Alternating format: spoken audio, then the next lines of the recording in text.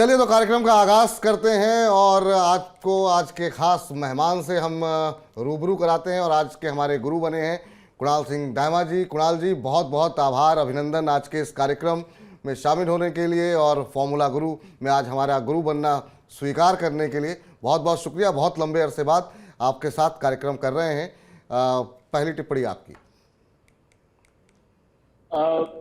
हाय विपुल, बहुत काफी लंबे समय के बाद मिल रहा है। मैं समझता हूँ कि जिस तरीके से रियल एस्टेट मार्केट अभी है, ये एक काफी बेहतरीन समय है जहाँ पे हम मिले हैं। और मैं समझता हूँ कि कुछ न कुछ ज्ञान आपके इन्वेस्टर्स को, आपके जो भी व्यूअर्स है, उनको जरूर आज दे पाएंगे, जिससे कि उनको आगे चल के फायदा हो। निश्चित रूप से। और जो है हम तमाम दर्शक जो है इंतज़ार कर रहे थे आपका, और आज के कार्यक्रम हम निश्चित रूप से कोशिश करेंगे कि आज का जो ज्ञान है आपका वो लोगों को बहुत ज़्यादा लाभकारी साबित हो। पहला सवाल ये रहेगा कुणाल जी कि प्रॉपर्टी बाज़ार में अगले 3-4 साल का अगर हम नज़रिया देखें तो किस तरीके से आप देख रहे हैं? क्योंकि जिस तरीके से रिसेशन की बातें हो रही हैं दुनिया भर में, एक दूसरी तरफ हम देख रहे हैं कि इंटरेस्ट रेट लगातार बढ़ रहे हैं और ये प्रॉपर्टी मार्केट के लिए बहुत अच्छा संकेत नहीं माना जाता है। स्टॉक मार्केट को में लेकर के भी तमाम तरह की आशंकाएं हैं। बहुत लोग दुनिया भर की मंदी में भारत के अब किस तरह के रिटर्न रहेंगे इसको लेकर के डर रहे हैं। ऐसे में क्या ये संभावना बन सकती है क्या? क्योंकि जब गोल्ड में रिटर्न नहीं मिल रहा है, इक्विटी में रिटर्न नहीं मिल रहा है, तो क्या वो पैसे निकल के प्रॉपर्टी में आ सकते हैं? पहला सवाल। और जो जो इंटरेस्ट रेट साइकिल बढ़ती हुई दिखाई दे रही है, इसका नेगेटिव इम्पैक्ट किस तरीके से ओवरऑल रियल्टी सेक्टर पर आप देख रहे हैं अभी अगर 2-3 साल का नजरिया देखा जाए तो? वेल विपुल, अगर आने वाले 3 से 4 साल की जाए तो मैं समझता हूँ कि पहले तो हमें इक्विटीज से रियल एस्टेट को जोड़ के देखे तो कहीं ना कहीं इतना ज्यादा डायरेक्ट कोरिलेशन इक्विटी मार्केट का रियल एस्टेट मार्केट के साथ नहीं होता है। दूसरा एक पॉइंट कि हो सकता है कि शायद हमें स्टॉक मार्केट के अंदर थोड़ी सी मंदी ये ग्लोबल क्यूज की वजह से देखने को मिले। हमारे अपने फंडामेंटल्स काफी स्ट्रांग है, पर हो सकता है कि ग्लोबल क्यूज को देखते हुए थोड़ी सी मंदी इक्विटी देखने को मिले। पर कहीं ना कहीं मैं समझता हूं कि उसके बहुत ज्यादा इफेक्ट रियल एस्टेट के अंदर आते हुए नहीं देखने को मिलेगी। हो सकता है कि आने वाले 3-4-5 महीनों तक अभी भी प्रॉपर्टी मार्केट जो है वो थोड़ा सा सुस्त रहे, पर कहीं ना कहीं जिस तरीके से मटेरियल प्राइसेस शॉर्ट अप हुए थे, हो सकता है कि दिवाली के बाद वापस वही सिनारियो बनता हुआ नजर आए और उसके चलते भी प्रॉपर्टी की प्राइसेस जो है आगे चल के बढ़ती हुई हमें नजर आए। तो हमारा ये मानना है कि बहुत ज्यादा कोरिलेशन नहीं है। हमने आई थिंक 2008 के फॉल में भी देखा था कि मार्केट बहुत बुरी तरह से गिरा था, पर प्रॉपर्टी मार्केट कहीं ना कहीं संभला हुआ था। 2011-12 में हमने काफी अच्छा राइज भी प्रॉपर्टी मार्केट के अंदर आते हुए देखा। तो वही सिनारियो अभी भी देखने को मिल रहा है कि हो सकता है कि प्रॉपर्टी मार्केट इक्विटीज के अंदर थोड़ा सा गिरावट देखने को मिले, बट कहीं ना कहीं प्रॉपर्टी मार्केट में बहुत लंबी गिरावट की आशंका नहीं है। तो यदि आपको यहाँ पे कोई डिप्स देखने को मिलती है, यदि थोड़ा सा करेक्शन देखने को मिलता है, या फिर कोई डेवलपर की तरफ से आपको अगर अच्छी ऑफर दी जा रही है, तो आप ये समय पर इन्वेस्ट जरूर कर सकते हैं। तो निवेश के लिए प्रॉपर्टी एक अच्छा विकल्प हो सकता है। कहीं पर भी अगर ऐसा लगता है कि तमाम तरह की नेगेटिव खबरों की वजह से अगर प्रॉपर्टी बाजार में थोड़ा धीमापन भी देखने को मिलता है, तो भी एक अपॉर्चुनिटी होगी कि अभी आप इन्वेस्टमेंट यहाँ पर कर सकते हैं। ये कहना है कुणाल जी का। क्या होता है रीट, इस पर तो हमने थोड़ी बहुत जानकारी दी, लेकिन कुणाल जी से थोड़ा विस्तार से समझते हैं। कुणाल जी, बहुत सारे लोग ऐसे हैं और ज़्यादातर लोग ऐसे होते हैं जिनका सपना होता है कि वो उनका अपना घर हो, लेकिन उसमें कई बार उम्र गुजर। तो निवेश के लिए तो लोग, बहुत कम लोग ऐसे हैं इस देश में कि इन्वेस्टमेंट पर्पज़ से जो निवेश करते हों। रियल एस्टेट शेयरों में लोग पैसे लगा देते हैं, बाकी कुछ और चीज़ें होती हैं वहाँ पैसे लगा देते हैं। रियल एस्टेट में रीट के माध्यम से पैसे लगाना कितना सुरक्षित आप मानते हैं? कैसे, क्या कुछ इसके बारे में हमारे दर्शकों को आप बताना चाहेंगे और किस तरह के रिटर्न की उम्मीद यहाँ पे करनी चाहिए? वेल बिल्कुल, रीट्स की अगर हम बात करें तो फॉरेन में तो ये ऑप्शन काफी प्रचलित है और हमने देखा है कि काफी बेहतरीन रिटर्न्स इन्वेस्टर्स को काफी सारे रियल एस्टेट इन्वेस्टमेंट ट्रस्ट ने दिलाए भी है। हमारे लिए, इंडिया के लिए ये थोड़ा सा नया विषय जरूर है, पर मैं समझता हूँ कि ये इन्वेस्टर्स के लिए काफी अच्छा मौका है, जहाँ पे यदि आप डायरेक्ट इन्वेस्टमेंट रियल एस्टेट के अंदर कुछ कारणों शर्त नहीं कर सकते हैं, तो ये एक काफी अच्छा विकल्प है। एक विकल्प अच्छा होने का कारण ये भी है कि ये काफी लो बीटा है। लो बीटा होने का मतलब ये है कि इसके अंदर जो वॉलेटिलिटी हमें देखने को मिलती है वो काफी कम देखने को मिलती है as compared to the equity market. तो ये एक आपको बेनिफिट मिलता है, और एक कंसिस्टेंट डिविडेंड्स भी जनरली ये जो सारे रीट्स होते हैं वो आपको डिलीवर करके देते हैं। तो उसके लिहाज से भी ये एक काफी बेहतरीन विकल्प है। मैं समझता हूँ कि आने वाले समय में हमारे पास काफी ज्यादा ऑप्शंस रीट्स के अंदर इंडिया में ही देखने को मिलेंगे, पर अभी भी अच्छे विकल्प है। और मैं समझता हूँ कि ये एक मतलब सही समय होगा जहाँ पे रीट्स को भी आप सोच सकते हैं अपने पोर्टफोलियो में शामिल करने के लिए। ये एक ऐसा विषय है कि अभी बहुत सारे लोग अवेयर नहीं हैं, जैसा अभी आपने कहा कि अभी जल्दी ये जो है भारत में इसकी शुरुआत हुई है, लोग निवेश कर रहे हैं।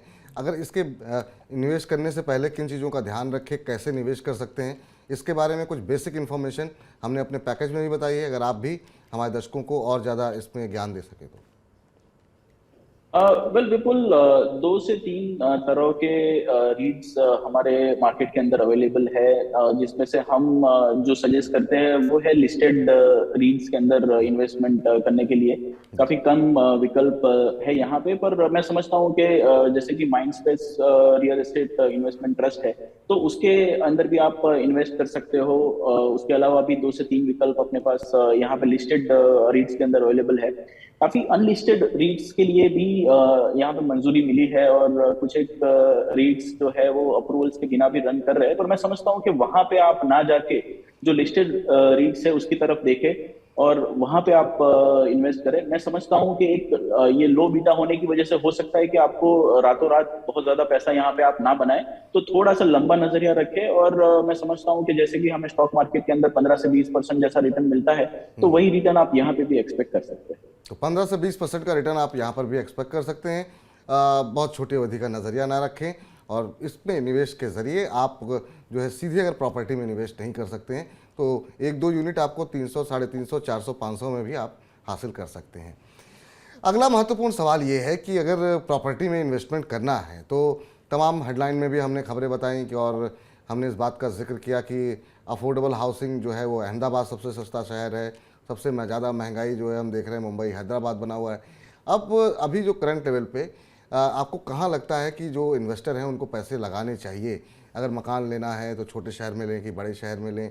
किस तरह के टियर 2 टियर 3 सिटीज़ में जाएं, या फिर एनसीआर, मुंबई, बैंगलोर जैसी जगहों पर जाना चाहिए? आप क्या सजेस्ट कर रहे हैं अपने क्लाइंट्स को, अपने जो आप जिनको आप सलाह देते हैं, क्या उनके लिए बेहतर रहेगा?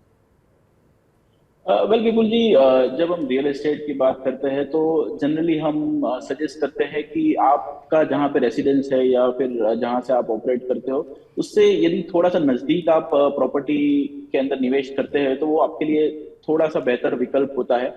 उसके अंदर यदि आपको मेट्रो में जाना है या टायर 2 या टायर 3 सिटीज में जाना है, तो मैं समझता हूँ कि टायर 2 एंड टायर 3 सिटीज हमेशा से हमारा फेवरेट रहा है। और अभी भी मैं समझता हूँ कि यदि हम पिछले 1 से 2 साल की बात करें तो टायर 2 एंड टायर 3 सिटीज ने ज्यादा अच्छे रिटर्न्स कमा के लिए एज कम्पेयर टू मेट्रोज, और वो ट्रेंड आगे चल के भी कंटिन्यू होगा आने वाले 2 से 3 साल के लिए, ऐसा हमारा नजरिया है। तो टायर 2 एंड टायर 3 सिटीज का हम यहाँ पे प्रेफरेंस देंगे। विद इन मेट्रोज मैं समझता हूँ कि क्रेडाई की जैसे एक रिपोर्ट मैंने पढ़ी थी, तो बॉम्बे ने अंडर परफॉर्म किया था, दिल्ली एनसीआर ने काफी आउट परफॉर्म किया था। तो विद इन मेट्रोज मैं समझता हूँ कि यहाँ पे भी वो कंपटीशन बनी रहेगी, पर बेहतर विकल्प आपको छोटी सिटीज के अंदर देखने को मिलेगा। तो rather than looking at bigger cities, आप छोटी सिटीज की तरफ नजर बना के रखें जहाँ पे अच्छा डेवलपमेंट हो रहा है। चलिए, तो छोटे शहरों में जो है अच्छे रिटर्न की उम्मीद कर सकते हैं। इस बात का ध्यान रखें कि वहाँ किन जगहों पर जो है अच्छा डेवलपमेंट हो रहा है। इन चीज़ों को ध्यान में रखते हुए आप प्रॉपर्टी में निवेश कर सकते हैं। लेकिन इधर अगर हम देखें, डिमांड जो आ रही है वो अफोर्डेबल हाउसिंग से ज़्यादा हम देख रहे हैं लग्जरी अपार्टमेंट में डिमांड काफ़ी ज़्यादा दिखाई दे रही है।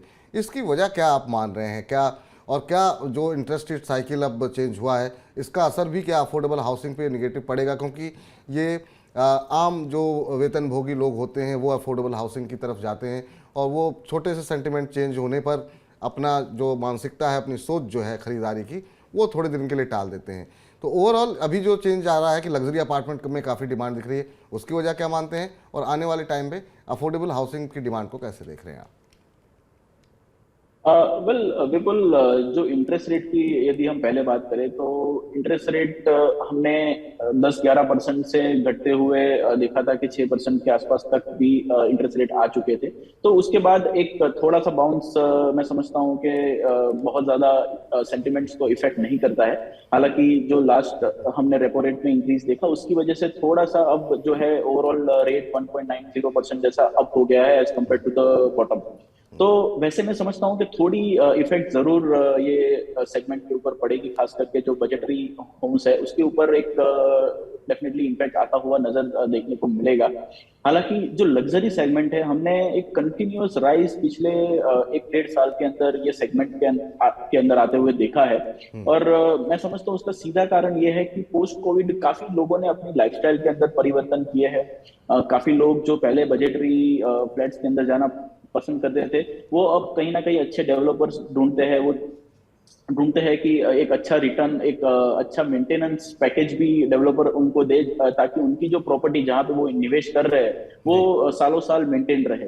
तो उसके चलते एक लग्जरी सेगमेंट के अंदर अच्छी इम्पैक्ट देखने को मिली है और कहीं ना कहीं मैं समझता हूँ कि वो आगे चल के भी कंटिन्यू होती हुई नजर आएगी। क्योंकि काफी लोग जो अभी तक बैंक्स में पैसा जमा रखने का सोच रहे थे उन लोगों ने अपना पैसा कहीं ना कहीं प्रॉपर्टीज के अंदर इन्वेस्ट किया है। साथ ही साथ लोन्स भी लोग जो पहले थोड़ा नहीं ले पाते थे वो भी अब सोचते हैं कि थोड़ी सी लोन लेके भी यदि मैं 30 लाख का फ्लैट बजट फ्लैट ले रहा हूँ तो उसकी कंपैरिजन में मैं 40 लाख डाल के 1 BHK ज्यादा ले लूंगा। तो वो एक सोच कहीं ना कहीं लोगों की बदली है। तो चलिए, अब हमने तमाम पहलुओं पे बात कर ली प्रॉपर्टी बाजार से जुड़े हुए, चाहे वो रीट के माध्यम से हो, छोटे शहरों की बात हो, बड़े शहरों की बात हो, अफोर्डेबल हाउसिंग की बात हो, लग्जरी अपार्टमेंट की बात हो। लेकिन अब रियल एस्टेट का एक और महत्वपूर्ण फैक्टर, और ये शायद हमारे बहुत कम दर्शकों को पता होगा, खासतौर से जो नए दर्शक हैं, कि कुणाल जी की जो है शेयर बाज़ार की भी पकड़ बहुत अच्छी रही है। और कुणाल जी के साथ हमने अब तक जो भी कार्यक्रम किए हैं वो शेयर बाज़ार को लेकर के किए हैं, और प्रॉपर्टी पे हम लोग पहली बार चर्चा कर रहे हैं। तो मैं आपको उन्हीं दिनों की याद दिलाना चाहूँगा और आपसे जानना चाहेंगे कि रियल एस्टेट सेक्टर में ज़्यादातर जो शेयर हैं वो हम देख रहे हैं कि अभी बहुत ज़्यादा अच्छे रिटर्न देखने को नहीं मिल रहे हैं। कहाँ पर आपको लगता है कि क्या रियल एस्टेट सेक्टर शेयरों में पैसे लगाने चाहिए, नहीं लगाने चाहिए? लगाने चाहिए तो आपके पसंदीदा शेयर कौन से हैं? और आप भी हो सकता है शेयर बाज़ार लंबे समय से ट्रैक ना कर रहे हो, पर रियल एस्टेट के शेयरों को तो मुझे लगता है कि अच्छे से आप देख ही रहे होंगे। वेल बिल्कुल, in comparison to the stocks मैं समझता हूँ कि रियल एस्टेट के अंदर डायरेक्ट यदि इन्वेस्ट किया जाए तो वो एक बेहतर विकल्प होगा। जी। हालांकि रियल एस्टेट से जुड़े हुए जो स्टॉक्स भी है हो सकता है कि पिछले 6-8 महीनों में उन्होंने थोड़ा अंडर परफॉर्मेंस दिखाया हो as compared to the Sensex और निफ्टी। पर कहीं ना कहीं इनमें भी मैं समझता हूँ कि आने वाले समय के अंदर बढ़त जारी रहेगी। जो शॉर्ट टर्म चार्ट्स यदि हम स्टडी करें ये सारे ही स्टॉक्स का, तो कहीं ना कहीं ऐसा लग रहा है कि 5 से 10% का डाउनफॉल और ये लेवल से देखने को मिल सकता है। पर ओवरऑल जो लॉन्ग टर्म ट्रेंड है वो अभी भी मजबूत है और आगे चल के अच्छे रिटर्न्स ये भी आपको दिला सकते हैं। इनमें से यदि कोई बेस्ट पिक मुझे अगर पसंद करनी हो तो मैं समझता हूँ कि डीएलएफ एक अच्छा चुनाव रहेगा। यदि आपको 5 से 10% लोअर लेवल्स पे ये स्टॉक मिलता है तो वहां पे आप इन्वेस्ट करने का जरूर सोच सकते हैं, या फिर आप एसआईपी भी कर सकते हैं। थोड़ा थोड़ा अलग अलग लेवल्स पे आप ले सकते हैं ताकि आपको एक एवरेज प्राइस यहाँ पे मिल जाए। तो रियल एस्टेट शेयरों में पैसा लगाना है तो लंबी अवधि के नज़रिए के साथ लगाएं। गिरावट आती है अभी के माहौल में तो फिर वहाँ पर पैसे लगाएं। 5-10% नीचे आने पर लगाएंगे तो आपको अच्छे रिटर्न मिलेंगे। डीएलएफ कुणाल जी को ज़्यादा पसंद आ रहा है। चलिए, वक्त हो गया है हमारे आखिरी सेगमेंट का, और ये महत्वपूर्ण सेगमेंट इसलिए होता है कि बड़ी संख्या में हमारे दर्शक इस सेगमेंट का इंतजार करते हैं और बड़ी संख्या में दर्शक हमें सवाल भेजते हैं। आपका भी कोई सवाल है निवेश से जुड़ा हुआ, चाहे वो शेयर बाज़ार से हो, म्यूचुअल फंड से जुड़ा हो, या फिर अब प्रॉपर्टी से जुड़ा हो, आप किसी भी विषय पर अपने सवाल इन्वेस्टमेंट से जुड़े पूछ सकते हैं। FG फॉर्मूला गुरु लिखें, अपना सवाल लिखें, अपना सवाल थोड़े विस्तार पूर्वक लिखें ताकि हम आपके सवाल का सही उत्तर अपने एक्सपर्ट के साथ ले सकें, और उसके बाद हमें भेज दें 9311821874 पर। 9311821874 पर आप हमें भेज सकते हैं। इसके अलावा money9query@tv9.com के माध्यम से भी आप अपने सवाल पूछ सकते हैं। ट्विटर, फेसबुक, ये माध्यम हमारे लिए, आप लोगों के लिए हमेशा ही खुला रहता है। आप इस माध्यम से भी हमसे जुड़ सकते हैं।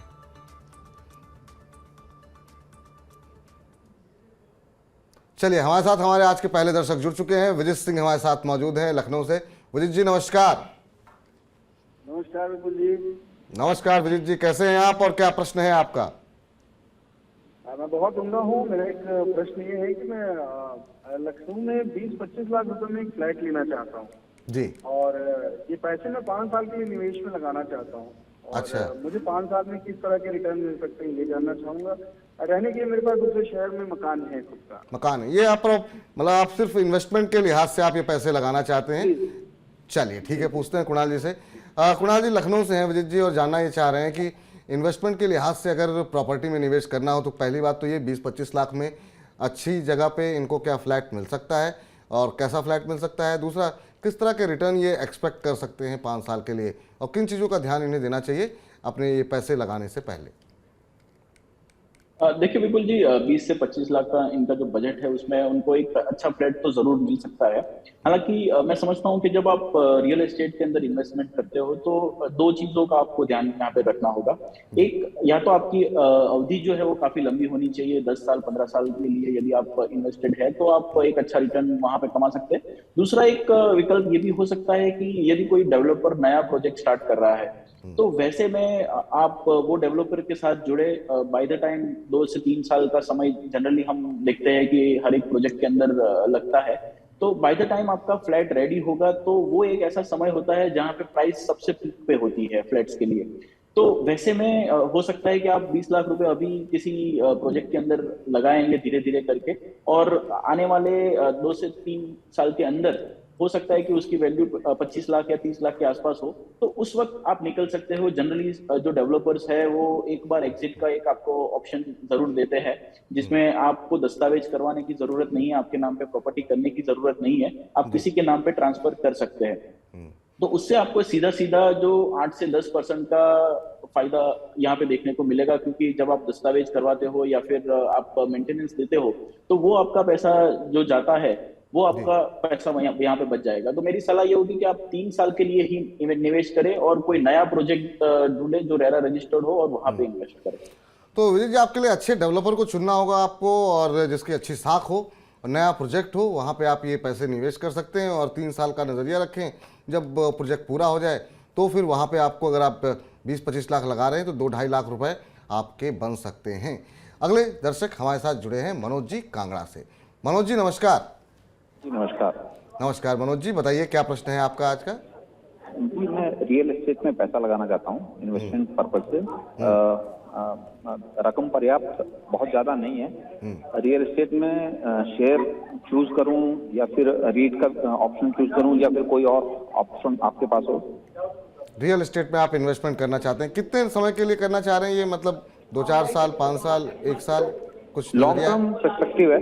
लॉन्ग टर्म हाँ। जी, लंबे अवधि के लिए नज़रिया जो है मनोज जी का है। और अभी हमने रीट पर बात की और आपसे जानना चाहेंगे आप स्टॉक मार्केट के ज़रिए ये रियल एस्टेट में निवेश करें, रीट के ज़रिए निवेश करें, या फिर कोई और भी विकल्प है जहां पर जिनके पास बड़ी पूंजी ना हो वो रियल एस्टेट में कैसे निवेश कर सकते हैं? ये इनका सवाल है लंबी अवधि के लिए। वेल विपुल, एक जो ट्रेंड हमने बनते हुए देखा है उसमें जैसे कि आपने जरूर सुना होगा एयरबीएनबी। तो यहाँ पे लोगों ने अब ये भी स्टार्ट किया है कि एक ग्रुप फॉर्म करते हैं जिसके अंदर छोटे छोटे जो निवेशक है वो इकट्ठा होके कोई एक प्रॉपर्टी लेते हैं, ज्यादातर हिल स्टेशन या ऐसी कोई जगह पे, वहां पे प्रॉपर्टी बना के उसे किराए पे देते हैं और एयरबीएनबी जैसी कंपनी से एक अच्छा रिटर्न भी उनको डिलीवर करती है। तो ये एक कंसेप्ट हम फॉरेन के अंदर पहले देखते थे, वो कंसेप्ट कहीं ना कहीं इंडिया के अंदर भी आ रहा है। तो ये एक विकल्प जरूर हो सकता है। मैं समझता हूँ कि मनोज जी के पास यदि पर्याप्त मात्रा में पैसे नहीं है तो बाकी जो व्यूअर्स है वो भी ये विकल्प जरूर सोच सकते हैं। मनोज जी के लिए मैं सलाह दूंगा कि जो रीट्स का ऑप्शन है वो एक बेहतरीन विकल्प है। यदि वो विकल्प के अलावा आप कुछ देख रहे हो तो जैसे कि मैंने पहले बताया डीएलएफ, ये भी एक अच्छा चुनाव हो सकता है। तो लोअर लेवल पे आप डीएलएफ भी कंसीडर कर सकते हैं। तो ये एक नया तरीका है, अब तमाम दर्शक जो है वो इस विकल्प का भी चुनाव कर सकते हैं अगर बड़ी रकम नहीं है। इसके अलावा रिट्स का विकल्प जैसा कि बताया कुणाल जी ने कि वो एक अच्छा विकल्प है, वहाँ आप पैसे लगा सकते हैं। अगले दर्शक के पास चलते हैं। दिव्या जी हमारे साथ जुड़ी हैं नोएडा से। दिव्या जी से शायद संपर्क हमारा नहीं हो पा रहा, लेकिन उनका जो प्रश्न उन्होंने भेजा है वो हम तक पहुँच गया है, वो हम सवाल ले लेते हैं। इन्होंने प्रश्न किया है शेयर बाजार को लेकर के और इनका कहना है कि डीएलएफ के इन्होंने 100 शेयर लिए हुए हैं और 405 के भाव पर इन्होंने ये शेयर खरीदे हैं। उनका कहना ये है कि अभी मैं नुकसान में हूँ, इस शेयर में बना रहना चाहिए या फिर इसी सेक्टर के किसी दूसरे शेयर में इन्हें स्विच कर जाना चाहिए। हालांकि जब बाजार रिकवर हो रहा था तो रिकवरी डीएलएफ में भी देखने को मिली, लेकिन अभी इनके खरीद से तो फिलहाल नुकसान में ही है ये। हालांकि नुकसान भी बहुत ज़्यादा नहीं है। क्या सजेस्ट करेंगे, अभी होल्ड करें या फिर किसी दूसरे शेयर का जो विकल्प चाह रही हैं वो आप देना चाहेंगे? लॉन्गर टर्म के लिए क्लियरली डीएलएफ एक काफी बेहतरीन बेट है, और मैं समझता हूं कि शॉर्ट टर्म में हो सकता है कि थोड़ा सा गिरावट और देखने को मिले, पर यदि वो लंबे समय के लिए निवेशित रह सकती है तो डीएलएफ में निवेश करना एक मैं समझता हूं कि अच्छी राय होगी। और लोअर लेवल्स पे यदि आप एवरेज कर पाए दिव्या जी, तो वो भी आप करने का जरूर सोचे। हो सकता है कि करंट लेवल से 10% जैसी गिरावट शॉर्ट टर्म के अंदर देखने को मिले, बट लॉन्गर टर्म के लिए स्टॉक डेफिनेटली अच्छा है, तो आप जरूर बने रह सकते हैं। उसके अलावा एक ओबेरॉय रियलिटी भी एक अच्छा शेयर है जो पिछले काफी समय से हमें पसंद था, पर कहीं ना कहीं रिस्क रिवॉर्ड रेशियो इतना ज्यादा फेवरेबल नहीं है स्टॉक के अंदर, तो मैं आपको सजेस्ट करूंगा कि आप डीएलएफ के अंदर ही बने रहे। डीएलएफ के अंदर बने रहिए, आपके लिए सलाह है। अगले दर्शक शुभांश खन्ना जी हमारे साथ हैं, नोएडा से ही हैं शुभांश जी। शुभांश जी नमस्कार। नमस्कार विपुल जी, नमस्कार। नमस्कार शुभांश जी, बताइए क्या प्रश्न पूछना चाह रहे हैं आप? सर हमारा प्रश्न यही है कि नोएडा में जो मेरा एक बिल्डर फ्लैट है, अच्छा। जिसे मैंने किराए पर दे रखा है, लेकिन पिछले 3 साल से किराया नहीं बढ़ाया है। अच्छा अच्छा। अभी जैसे आप खुद भी देख रहे हैं कि अभी हर जगह किराए बढ़ रहे हैं, तो मुझे किराए में कितनी बढ़ोतरी करनी चाहिए? अच्छा अच्छा अच्छा, तो 3 साल से कुणाल जी इन्होंने किराया नहीं बढ़ाया है और रेंटल कीमतें हम देख रहे हैं ऑलरेडी काफ़ी तेज़ी से शूटअप हो गई हैं, खास तौर से बड़े शहरों के अंदर। बेंगलोर में तो हमने देखा 30-35% तक बढ़ गई कीमतें। नोएडा के लिहाज से ये प्रश्न पूछना चाह रहे हैं कि कितना फेयर वैल्यू होगी कि हम कितना बढ़ा दें, 10% बढ़ाएं, 20% बढ़ाएं, या फिर अगर उस किराएदार को हटा के कोई दूसरा किराएदार लाते हैं तो किस वैल्यू पे दें? क्या सजेस्ट करेंगे आप? वेल अक्रॉस द बोर्ड विपुल जी, यदि 3 साल के आसपास की दायरे की अगर हम बात करें तो 20 से 40% का एक हाइक हमने देखा है रेंट्स के अंदर। किसी किसी सिटीज के अंदर हमने 70-80% भी रेंट को इंक्रीज होते हुए देखा है। तो वैसे में मैं समझता हूं कि आप किराया बिल्कुल बढ़ा सकते हैं, हालांकि कितना बढ़ाना चाहिए मैं समझता हूं कि ये आपका प्रश्न होना चाहिए, क्योंकि काफी समय ऐसा होता है कि टेनेंट काफी बढ़िया है, आपको टाइम टू टाइम आपको रेंट दे रहा है, तो वैसे केस में आप हो सकता है तो कम रेंट बढ़ाइए। यदि ऐसा नहीं है तो आप थोड़ा ज्यादा भी रेंट बढ़ा सकते हैं। तो आपकी जो रिलेशनशिप है टेनेंट के साथ वो कैसी है, उसे देखते हुए 30 से 40% के आसपास की बढ़ोतरी आप जरूर कर सकते हैं। तो 30 से 40% तक की बढ़ोतरी आप कर सकते हैं। बाकी आपके संबंध कैसे हैं अपने किराएदार के साथ, ये काफ़ी महत्वपूर्ण है। किस तरह के रिश्ते आपके बीच में हैं, समय से अगर आपको लगता है उनका व्यवहार अच्छा है, समय से वो आपको पैसे दे रहे हैं, तो आप इसमें कटौती भी कर सकते हैं। तो कुणाल जी, अब कार्यक्रम को समेटने का, समाप्त करने का समय हो चुका है, लेकिन चलते चलते कुछ और ज्ञान की बातें बताना चाहेंगे कि कौन सी गलतियां लोग ऐसी करते हैं जो उनको नहीं करनी चाहिए कोई भी प्रॉपर्टी में निवेश से पहले? वेल विपुल जी, मैं समझता हूँ कि एक जो बड़ी गलती करते हैं वो है टाइम फ्रेम। जनरली हम टाइम फ्रेम जब प्रॉपर्टी के अंदर निवेश कर रहे हैं तो एक लंबा टाइम फ्रेम हमें लेके चलना चाहिए। काफी समय हम शॉर्ट टर्म के लिए किसी प्रॉपर्टी के अंदर निवेश कर देते हैं, वो हो सकता है कि 6-8 महीनों तक वहां पे प्राइस में ज्यादा अप्रिसिएशन देखने को नहीं मिलता है, तो वो निकल जाता है। तो मैं समझता हूँ कि टाइम फ्रेम को डिसाइड करना ये एक सबसे पहला चॉइस होना चाहिए। दूसरा होना चाहिए कि आपका नजरिया क्या है। क्या आप एक रेंट की आशा कर रहे हैं कि जब आप निवेश कर रहे हो तो आपको एक कंसिस्टेंट रेंट मिले, क्या आप सोच रहे हो कि आपको ज्यादा कैपिटल गेन मिले? तो यदि आपको कंसिस्टेंट रेंट चाहिए तो आप फ्लैट्स का चुनाव कर सकते हैं, रेसिडेंशियल प्रॉपर्टी का चुनाव कर सकते हैं। पर यदि आपको कैपिटल एप्रिसिएशन ज्यादा चाहिए तो मैं समझता हूं कि कॉमर्शियल प्रॉपर्टी उसमें एक ज्यादा बेहतरीन विकल्प होता है। तो ये सारी चीजों का ध्यान यहाँ पे जरूर रखना चाहिए। तो इन छोटी छोटी बातों का ध्यान रखें प्रॉपर्टी में निवेश करने जा रहे हैं तो, और क्योंकि दीपावली आ रही है, बहुत लोग तैयारी कर रहे होंगे, तो इसीलिए प्रॉपर्टी बाजार में इन्वेस्टमेंट को लेकर के हमने प्रयास किया कि आधे घंटे के शो में सब तमाम बातें समेटी जाएं, और कुणाल जी ने बहुत अच्छे तरीके से इन तमाम चीज़ों पर न सिर्फ उत्तर दिए बल्कि ज्ञानवर्धक बातें ही बताई। कुणाल जी